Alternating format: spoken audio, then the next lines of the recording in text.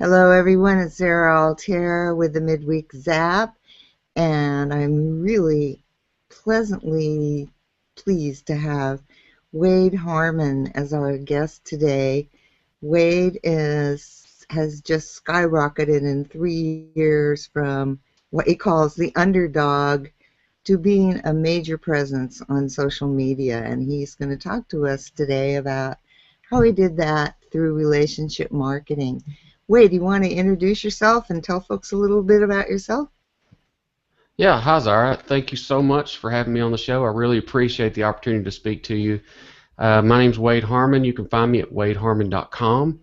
I'm known as being the relationship marketer, but it's really just something that I enjoy doing. I just kind of fell into that, if you will, and have a podcast called the Relationship Marketing Show on iTunes. You can go to wadeharmon.com/podcast if you'd like to be a part of that and see all those great shows too. But it's just all about bringing people together. Let's all be friends, and it seems to resonate with me and some other people as well that you have to build a business on the foundation of relationships before that business is successful. And so before you can start making any money or start being successful, you have to start cultivating relationships. I, I totally agree because that people buy from people. And if you don't put yourself out there as the unique person, whoever you are, it, it you can tell everybody about your product, service, or business, and it's not going to mean a lot. And I forgot something really important, and Sheila Hensley reminded me. Sheila, thanks for joining us today. Good afternoon, Zara, and all the Zapsters. So I want to thank our great Zapster audience for being here today. And Wade, let's talk a little bit more about relationship marketing. And in your view of the universe, how would you define relationship marketing? Well, I'll give you two definitions, and the first definition would be, and I didn't even know the definition, to be honest with you. So I went and looked it up. This is what the internet says relationship marketing is. It says it's first defined as a form of marketing developed from direct response marketing campaigns which emphasize customer retention and satisfaction rather than a dominant focus on sales transactions. My definition of relationship marketing is not too far off the beaten path from that without having to go and look at what it really meant. Uh, what it really means to me is to be able to cultivate a following and not bash them over the head with my affiliate links or trying to sell my product with them, but rather it's to engage with them in conversation, get that ball rolling as far as the trust is concerned, and just make a friend first. Because, like I said, before you can start making the money, you have to make the friends. So, relationship marketing is it's an indirect form of internet marketing. So, I'm not completely going from point A to point B and asking for the sale.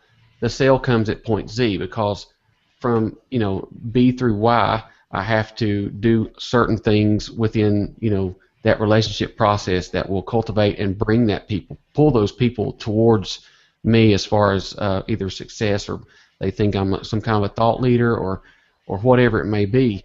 It depends on there's different kinds of success that you can use in any type of online business. Some people see success as only money in the PayPal account. When they get $5,000 a month, that's where they're at. They're fine. They're not thinking of anybody else. Other people think success as Ryan Hanley is a great example of this. He's a good friend of mine, and he wants to be known as a thought leader.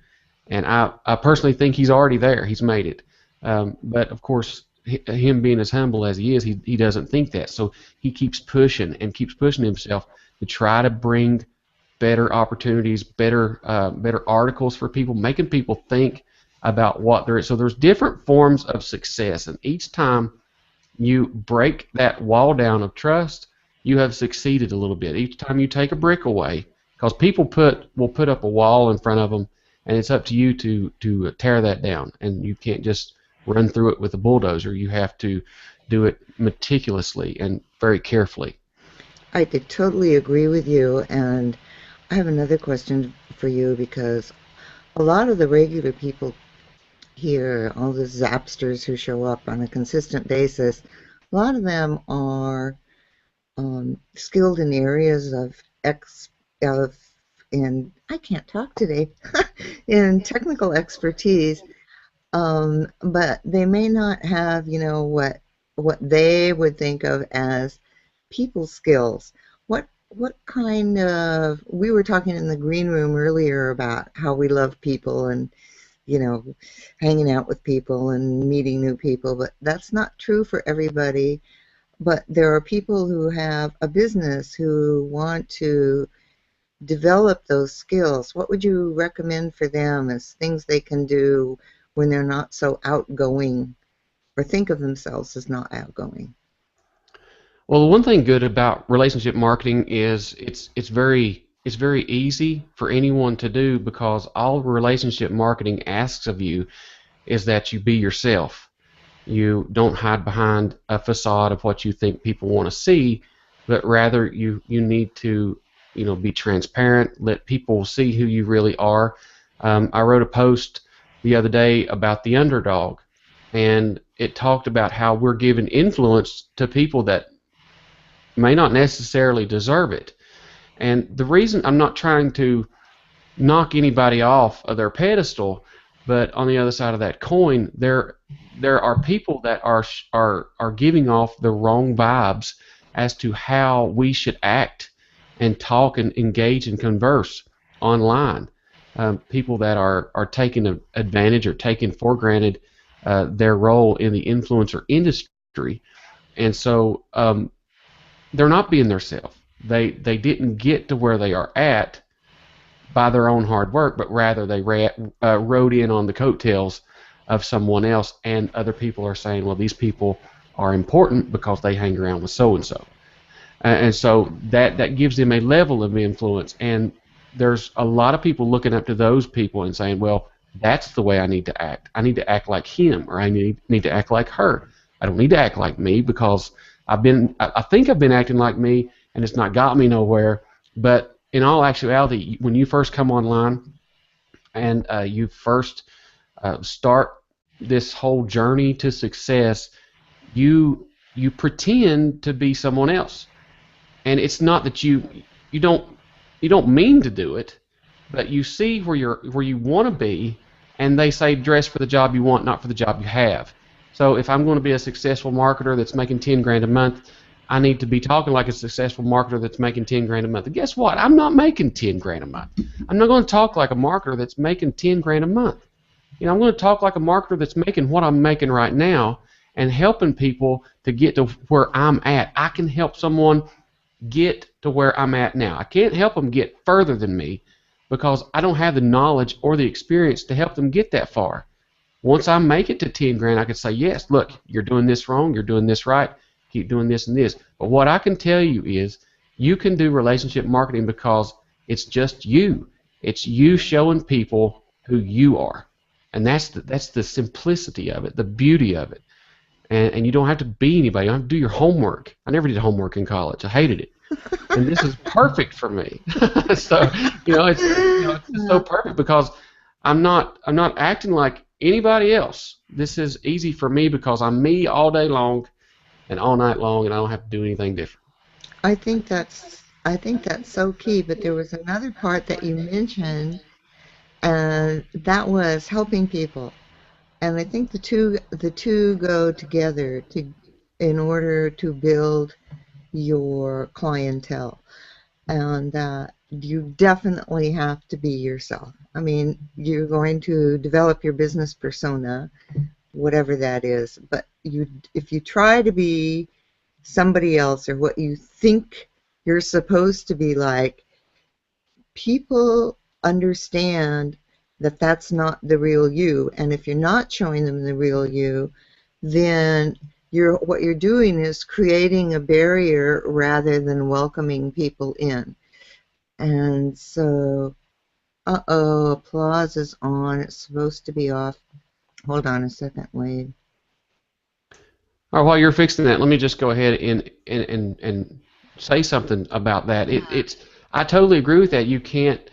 You have to be yourself when you're talking to complete strangers, because your first impression, you can't make a second one. You don't get a second chance. So if if you have an idea of where you want to be and you have a goal, say you want to make that 10 grand a month, you have that goal, that's fine.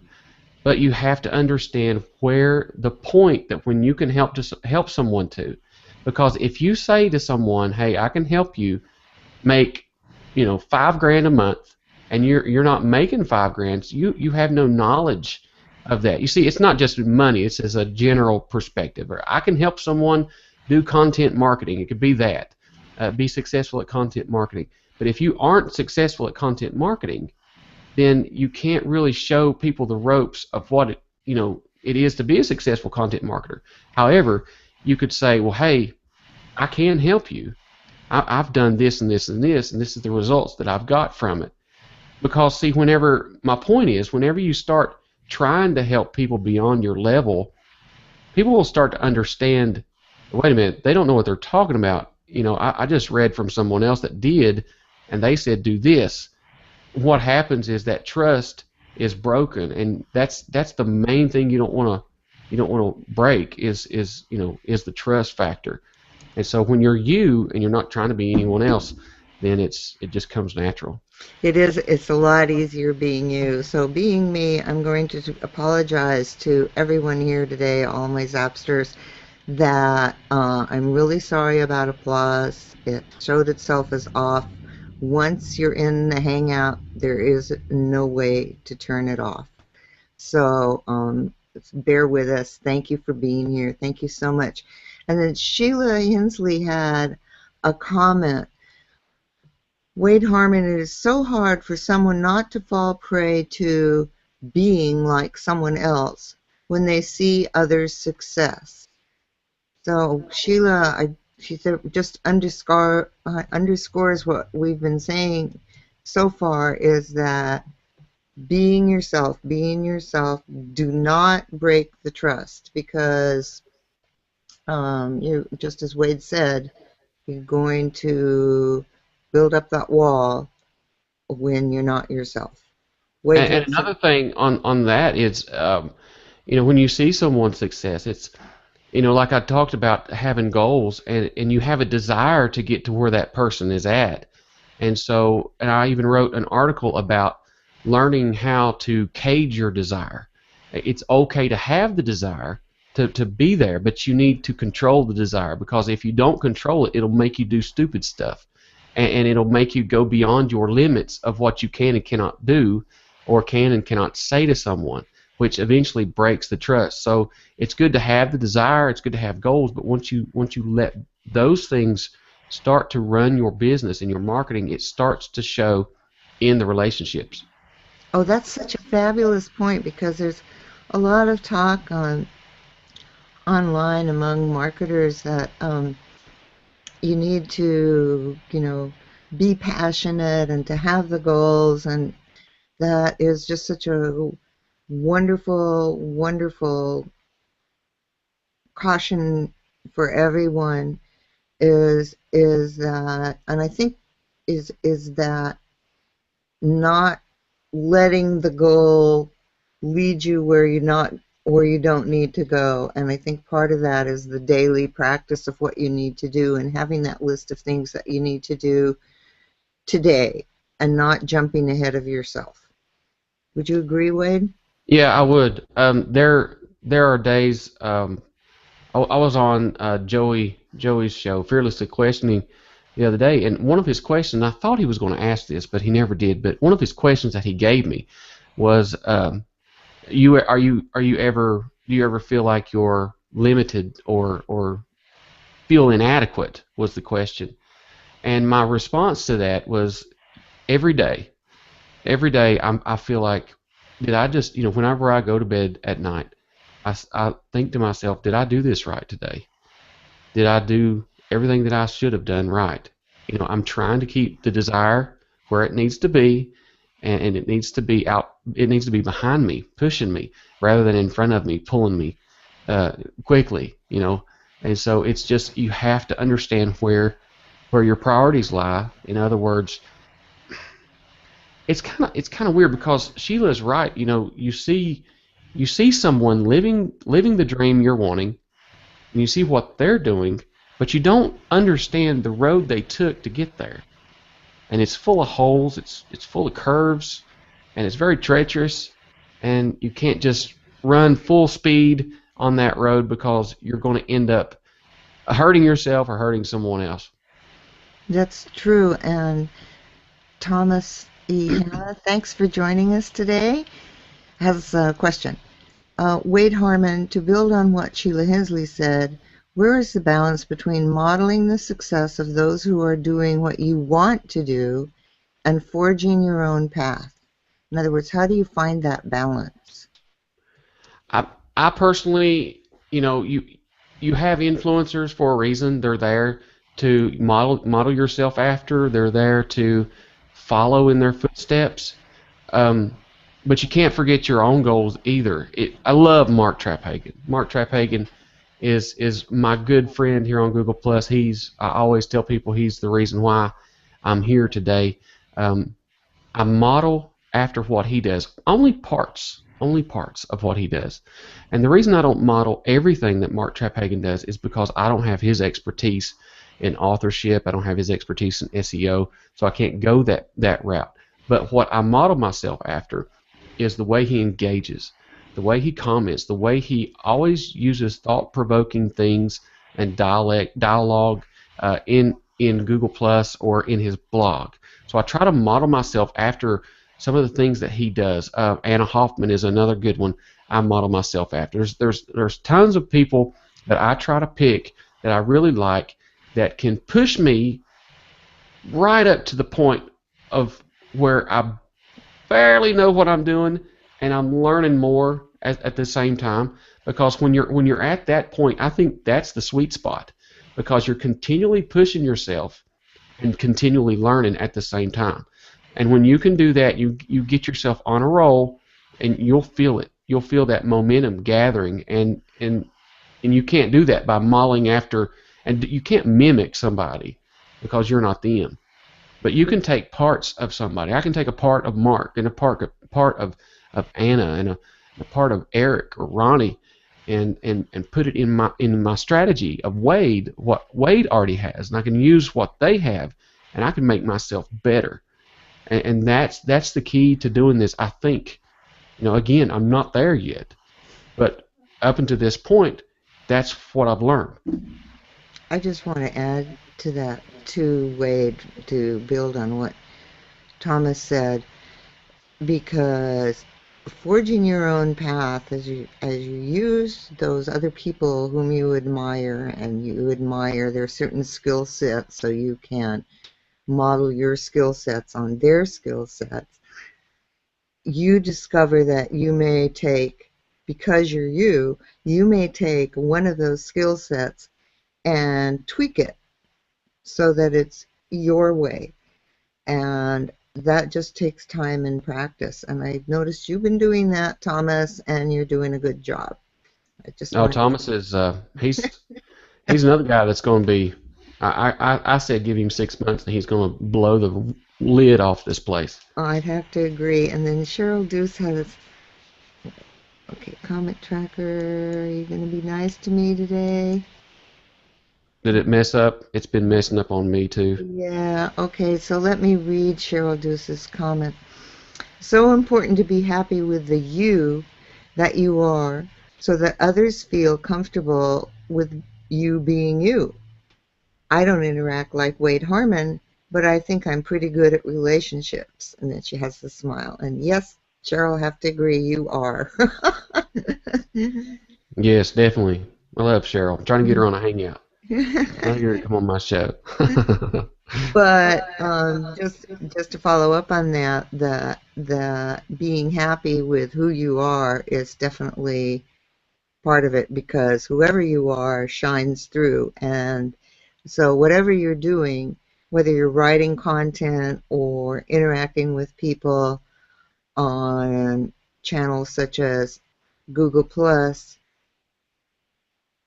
Does that mean Cheryl says she didn't see the comment since the Plus app is on? It's not that, Cheryl. It's that could be part of it, but I'm not even able to bring up the comments in the comment stream. And Wade, as Wade said, he's had the same problem. So Yeah, we and have, let me add something. yeah, The I said it first. Relationship marketing. It's very simple to do. Anybody can do it. But let me add to this. It's also a very. I mean, if you really tear back the layers of what relationship marketing entails, then to be good at relationship marketing, you have to know who you are. And so there's almost like a psychological perspective within that simplicity, because you have to go deep down into your own psyche and understand why you are here and why you're doing what you're doing. And when you are satisfied with that, that's when you say, okay, I know what I'm doing, I know what I want, I know who I am. Then you can be. It just flows so easily. And if you have questions, it almost seems like if you have questions about your inner self, then relationship marketing can be a little bit harder, because there. I mean, I would even say that there's a lot of psychological um, associations with that.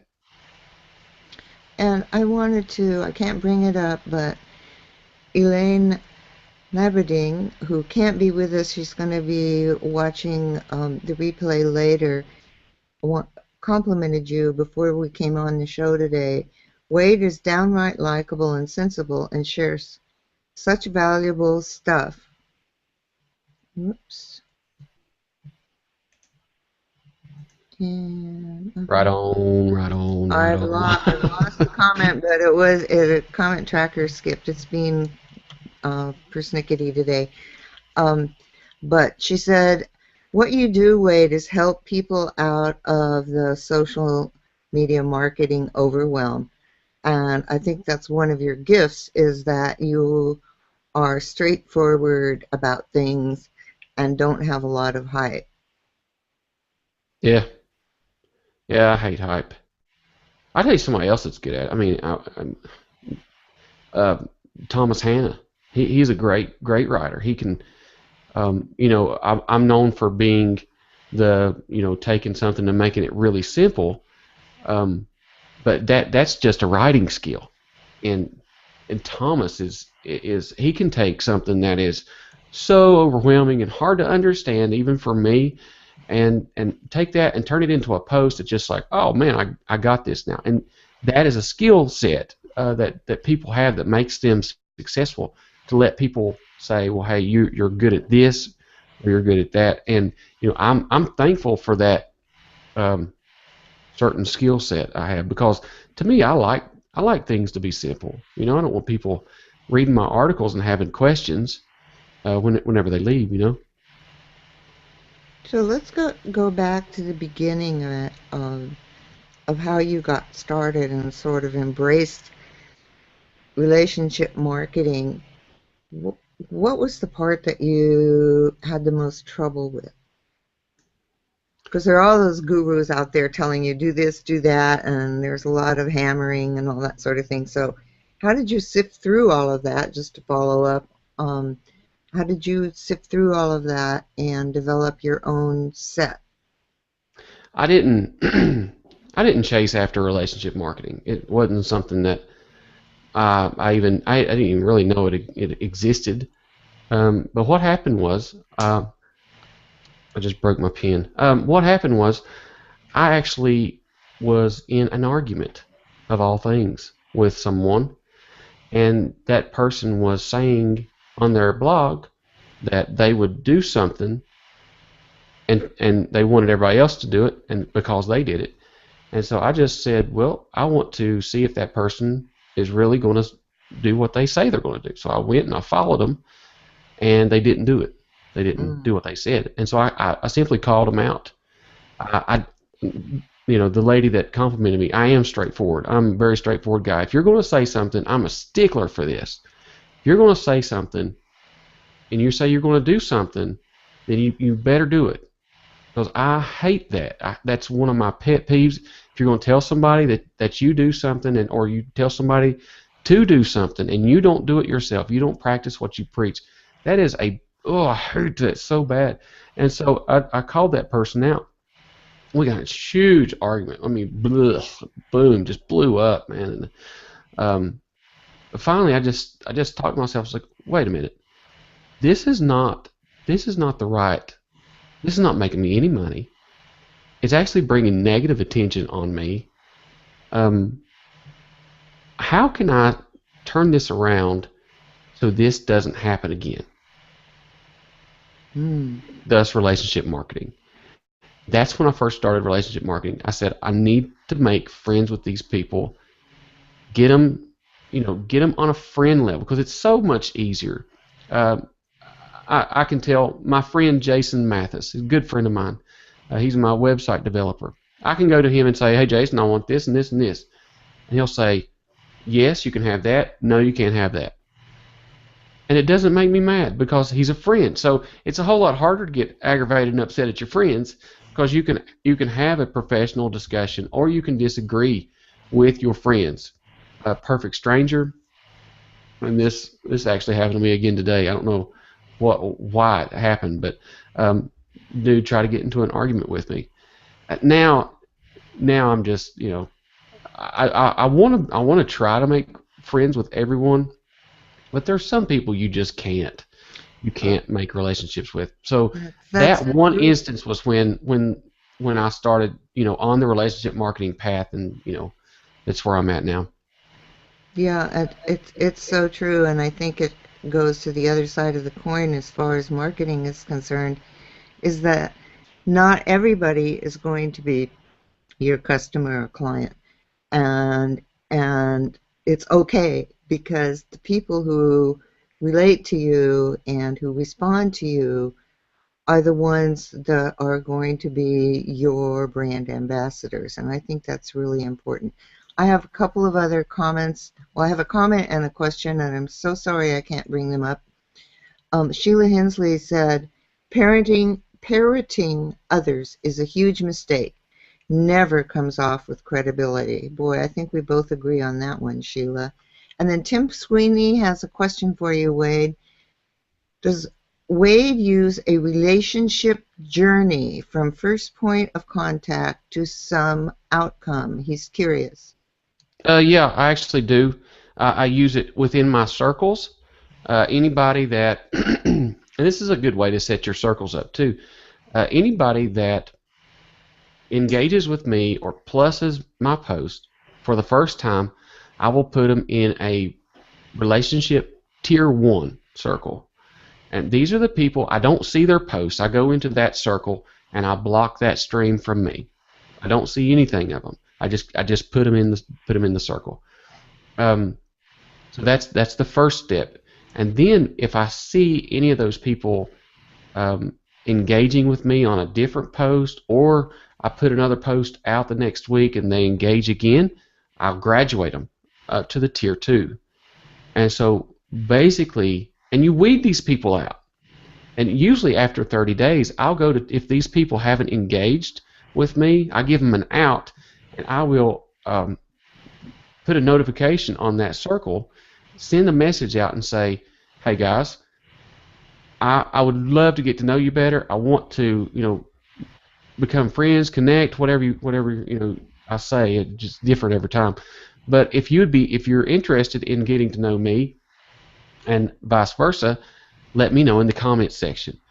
Usually, out of a group of 30 or 40, there's about 4 or 5 that'll say, "Yeah, I'm in," and so I'll graduate those people, and then I'll delete the others. So, relationship tier 1, it usually stays empty for it stays full for 30 days, and then I graduate it, and then it stays empty until the next post comes out. And I only do it on my posts, and so I just keep graduating them. And so the more they engage, the higher they go. And Cheryl Deuce was in that circle, and yep, sure enough. And look where we're at now. I'm actually following her stream now. So I get them to where I start out where I don't see anything, and then I graduate them all the way up to where I'm actually seeing everything that they post. Okay, and then do you have a special circle for people who have purchased one of your programs? Do you Uh, know your customers? Do you segment that out at all? yes, I specify everything. I had the relationship marketing course come out. I think it was July, and so the people that wanted to buy that and the people that did buy that, they're all in one circle. The Google Hangouts class that I did, getting a sponsor, those people are in a circle.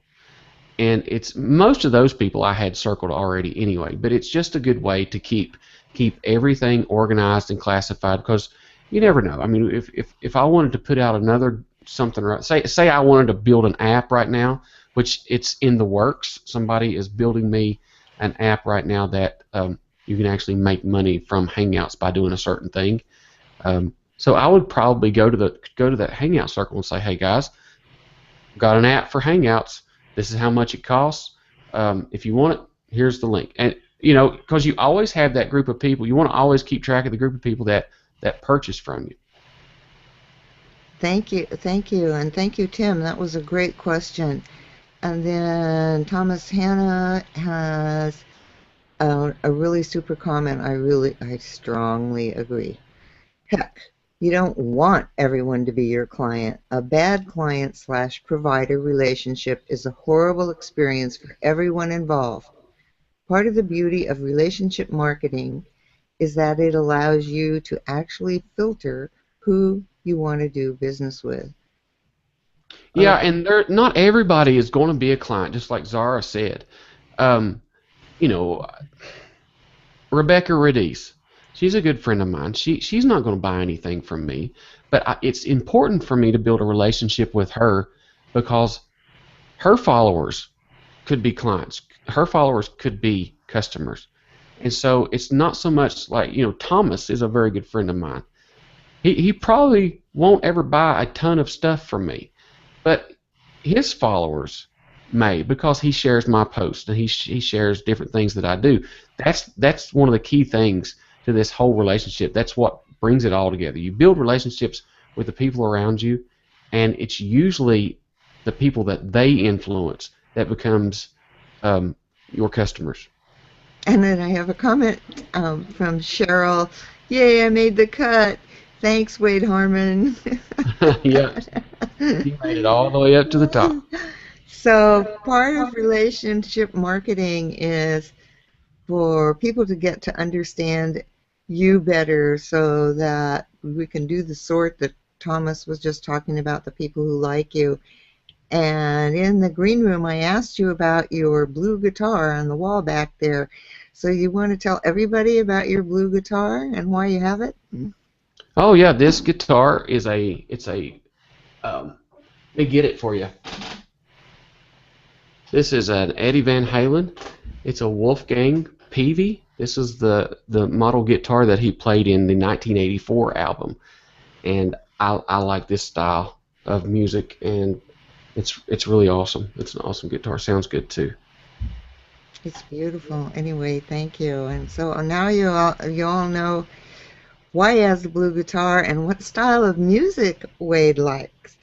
So You couldn't tell it by my voice. exactly, and that is just the kind of thing that makes such a big difference in people engaging with you at a really human to human level.